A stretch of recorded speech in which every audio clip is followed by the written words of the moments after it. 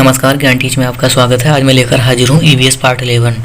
अगर इससे पहले वीडियोस आपने नहीं देखी हैं तो लिंक डिस्क्रिप्शन में दिया गया है, वहाँ जाकर आप देख सकते हैं। साथ में अगर चैनल को सब्सक्राइब नहीं किया, सब्सक्राइब कर लीजिए, बेल आइकन को प्रेस कर लीजिए ताकि अगली वीडियो आप तक आसानी से पहुँच जाए। चलिए हम आगे बढ़ते हैं बगैर किसी देरी के। प्लेसेस एंड फूड्स हैं, जगह है और कहाँ पे वो फूड कहाँ इस्तेमाल किया जाता है, कहाँ खाया जाता है। तो जैसे स्नैक है तो स्नैक आपका हांगकॉन्ग में खाया जाता है, वहाँ पे इस्तेमाल किया जाता है। Fish cooked in mustard, fish कहाँ पर जो है मस्टर्ड मतलब सरसों में जो है सरसों के तेल में बनाया जाता है, वो है आपका कश्मीर या सरसों में। कढ़ी मेड यूजिंग कोकोनट, कढ़ी जो है खास करके कोकोनट में कहाँ बनाया जाता है, आपका केरला में है। तो इससे रिलेटेड जो है क्वेश्चन भी 2019 सीटेट में आ चुका है। याद रखिएगा कि ये क्वेश्चन बहुत रिपीट हो रहा है, ये इसमें से ये इसी में से क्वेश्चन आपको घुमा करके दे रहे हैं, इसलिए आपको ये दिमाग में बिठा लेना है। अगला पॉइंट है हमारा, in Assam houses are made 10 to 12 feet above the ground and they are made on strong bamboo pillar.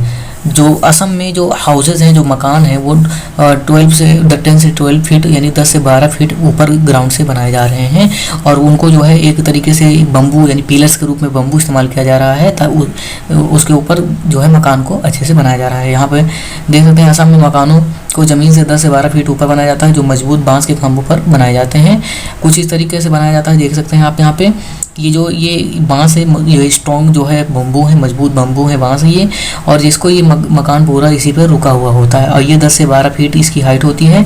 और इतनी हाइट पे बनाने का रीज़न ये है कि वहाँ पर आए दिन जो है बाढ़ आ जाता है, तो बाढ़ आने की वजह से बहुत ज़्यादा नुकसान होता है। वहाँ पर जो रहन सहन होता है वो बहुत ख़राब स्थिति हो जाती है वहाँ पर, इसीलिए जो है वहाँ के लोग जो है बम्बू पर अपना मकान बनाते हैं। अगला पॉइंट है हमारा कुछ ईवीएस पेडागोजी से संबंधित है, ईवीएस पर्यावरण शिक्षण से संबंधित कुछ सवाल है। तो जैसे चिल्ड्रन है, can learn the classification skill by categorising the animals, things और प्लांट थिंग्स। बच्चे जानवरों, चीज़ों आदि को वर्गीकृत करके कौशल वर्गीकरण का जो स्किल है यानी क्लासिफिकेशन का जो स्किल है उसको सीख सकते हैं। मिसाल के तौर पर, एग्जाम्पल के तौर पर अगर देखें, जैसे एनिमल्स हैं तो एनिमल्स को एनिमल्स की कैटेगरी में रखेंगे और प्लांट्स जो हैं प्लांट्स को प्लांट्स की कैटेगरी में इसी तरीके से एग्जाम्पल या इसी तरीके से हम एक्टिविटी करा के सिखा सकते हैं, उसके बारे में वो जान सकते हैं। अगला पॉइंट है हमारा, motivate children to collect information from their surroundings as they learn a lot from their surrounding. बच्चे हमेशा अपने आसपास की चीज़ों से बहुत सारी जानकारियाँ इकट्ठा करते हैं, उनके बारे में वो जानते भी हैं। और बच्चों को अपने आसपास से जानकारी जो है इकट्ठा करने के लिए जो है टीचर्स को जो है मोटिवेट भी करना चाहिए, उसको प्रेरित भी करना चाहिए, क्योंकि वो अपने आसपास से बहुत कुछ सीख सकते हैं। क्योंकि जो सोसाइटी में होता है, सोसाइटी में बच्चे होते हैं, फिर वहाँ जो सोसाइटी के पीपल होते हैं आसपास के बारे में वो जानते भी हैं। इसी तरीके से हम आगे बढ़ते हैं। Give children opportunity to observe the nature, not just sit in the class. Active participation, बच्चों को प्रकृति का अवलोकन करने का अवसर भी दें और साथ में जो है उन्हें सिर्फ जो है क्लासरूम में बैठने ही से ही कोई मतलब नहीं, वहाँ पे बैठे ही ना, बल्कि उन्हें एक तरीके से एक्टिव पार्टिसिपेशन के तौर पर सामने पार्टिसिपेट के रूप में या पार्टिसिपेशन के रूप में सामने आना चाहिए। इसी तरीके से अगला पॉइंट है, teacher can connect the classroom to the outside world. बच्चे जो है क्लासरूम को बाहर की दुनिया से जोड़ सकते हैं। बहुत सारे मेथड्स हैं या बहुत सारे एग्जांपल्स हैं। बच्चों को जो है टीचर जो है दे करके एक टीचर जो है बच्चों को बाहर की दुनिया से जोड़ सकता है। इस चीज़ को आपको ध्यान रखना है। अगला पॉइंट हमारा, encourage them to work in group, it will help them to learn diversity, teacher can inspire them to read stories. तो हमें उनको ग्रुप में काम करने के लिए प्रोत्साहित करना चाहिए, उन्हें मोटिवेट करना चाहिए और ये उनके एक तरीके से जो है विविधता जो है, एक डाइवर्सिटी जो है उसको सीखने में और ज़्यादा हेल्प मिलेगा। और शिक्षक यानी टीचर्स को हमेशा उन्हें जो है स्टोरीज पढ़ने के लिए जो है मोटिवेट करते रहना चाहिए, इंस्पायर करता रहना चाहिए। इसी तरीके से अगला पॉइंट है आपका, enhance their creativity by promoting activities such as art and craft. कला और शिल्प जैसी गतिविधियों को बढ़ावा देकर उनकी जो रचनात्मकता रचनात्मकता है उसको बढ़ाना चाहिए। ध्यान देना है, आर्ट और क्राफ्ट की जो एक्टिविटीज़ हैं उसको प्रमोट करके जो है उनकी क्रिएटिविटी में निखार लाना चाहिए। इस बात का आपको ध्यान देना है। लेट देम बी द जज एंड समटाइम और give them opportunity to classify plants animals, उन्हें कभी कभी न्यायाधीश बनने दें, जजमेंट या रेफरी के तौर पर सामने आने दें, ताकि वो उन्हें जो है क्लासिफिकेशन करने का उन्हें मौका दें, ताकि वो जो है पौधे को किस तरीके से क्लासिफाई कर सकते हैं, जानवरों को कैसे क्लासिफाई कर सकते हैं, या डिफरेंट चीज़ें जो एक ग्रुप से बिलोंग करती हैं, उनका एक अलग अपना ग्रुप है, उसको जो है वो अपने आप से कर सकें या करने की कोशिश कर सकें।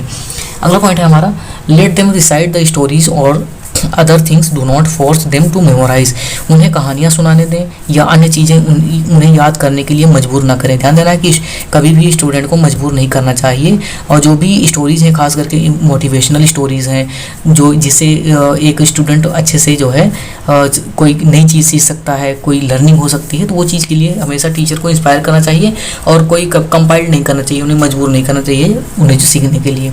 अगला है कम्युनिटी रिसोर्स है। Community resource, a doctor, a farmer, their grandparents can discuss about plants to help them know more real life examples. सामुदायिक संसाधन बोलते हैं कम्युनिटी रिसोर्स को, जो एक सोशल साइंस या सोशल स्टडी के अंदर बहुत ज़्यादा इंपॉर्टेंट होता है। a doctor, एक किसान उनके या फिर उनके दादा दादी और पौधों के बारे में चर्चा कर सकते हैं, इन सब चीज़ें, इन पॉइंट्स पर डिस्कशन कर सकते हैं, ताकि जो है रियल लाइफ के बारे में भी जानने के लिए अच्छे से उन्हें मौका मिले स्टूडेंट्स को।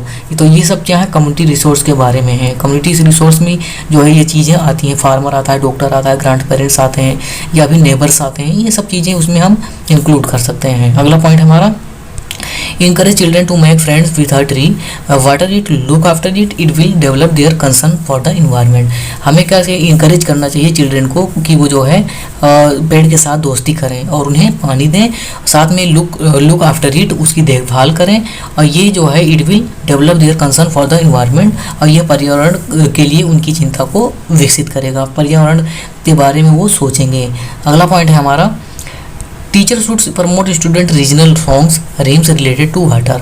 शिक्षक को छात्र के क्षेत्रीय गीत, ध्यान देना है जो रीजनल सॉन्ग्स हैं उसके बारे में जो है बताना चाहिए, पानी से वाटर से रिलेटेड जो चीज़ें हैं उसके बारे में हमें बताना चाहिए, कि जिससे वो और ज़्यादा अवेयर हो सकें, क्योंकि जो मदर टंग होता है, जो मदर टंग में अगर वो ज़्यादा अंडरस्टैंड कर सकते हैं तो मदर टंग में उन्हें समझाना चाहिए।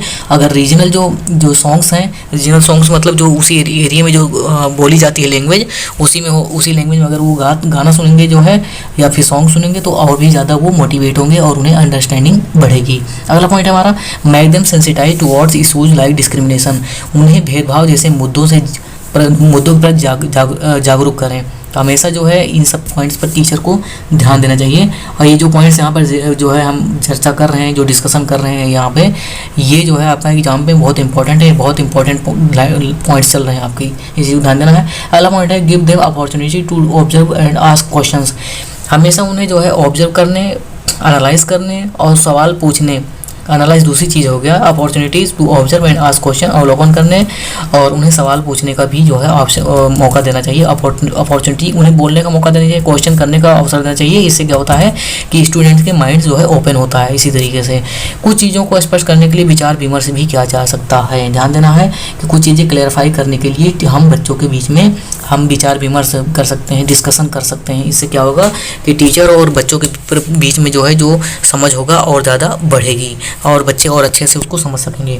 अगला पॉइंट है, encourage them to use locally available resources और मटेरियल्स। उन्हें जो है स्थानीय रूप से उपलब्ध संसाधनों या सामग्रियों का उपयोग करने के लिए प्रोत्साहित करना चाहिए।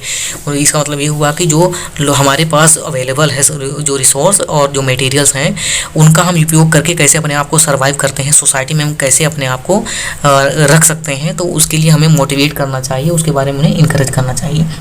अगला पॉइंट हमारा, choose situation which children can understand and relate to so that they can perform better such as games. ऐसी परिस्थितियाँ चुनें जिन्हें बच्चे समझ सकें और उनसे संबंधित काम को कर सकें। जैसे खेल में कैसे वो जो है अच्छे से अच्छे परफॉर्मेंस कर सकते हैं, तो इसी तरीके सिचुएशन देंगे तो सिचुएशन को की तरफ वो सोचेंगे तो उनका माइंड और ओपन होगा।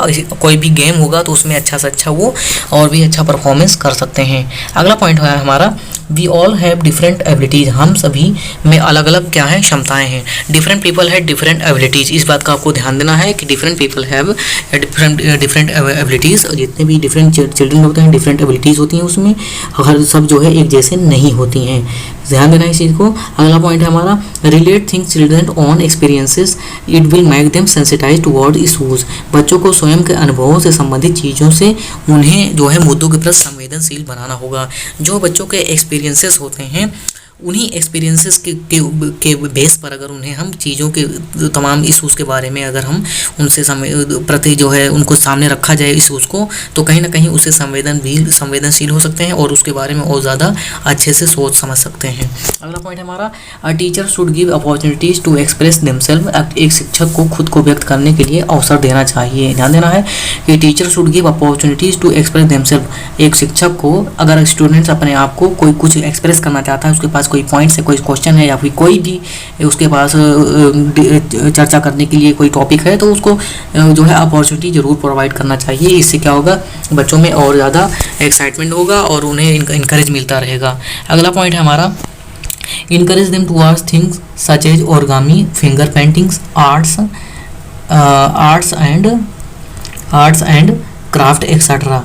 ध्यान देना है उन्हें ओरिगामी बोलते हैं, जो जापानीज एक कला है जो कागज़ को मोड़ करके फूल और क्या बोलते हैं, फूल और पक्षी वगैरह बर्ड्स वगैरह बनाते हैं। फिंगर प्रिंटिंग हो गया, आर्ट्स हो गया, और इस सब चीज़ों की तरफ हमें जो है उन्हें आकर्षित करना चाहिए। तो जो आपका ओरिगामी मतलब होता है Japanese art folding paper into shape representing object, मतलब पेपर फोल्ड करके हम कैसे फ्लावर्स और बर्ड्स या दूसरी चीज़ें बनाते हैं, तो उसको ओरिगामी बोलते हैं। तो बच्चों को जो है फिंगर पेंटिंग और आर्ट्स जैसी चीज़ों के लिए हमें प्रोत्साहित करना चाहिए।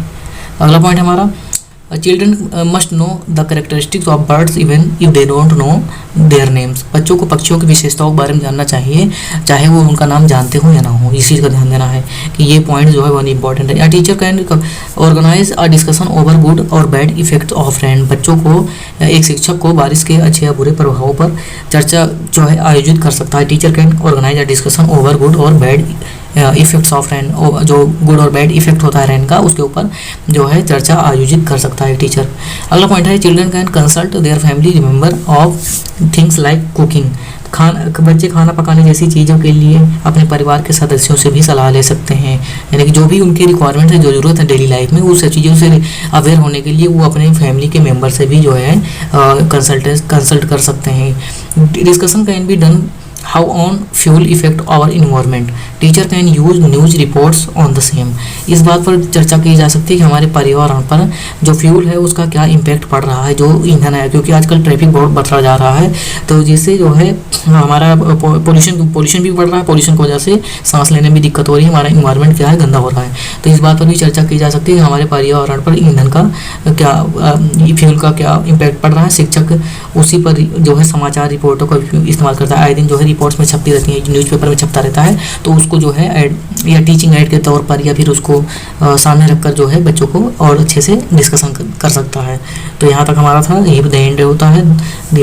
नमस्कार, हमारे चैनल को लाइक करिए, सब्सक्राइब करिए और शेयर करिए। Thank you.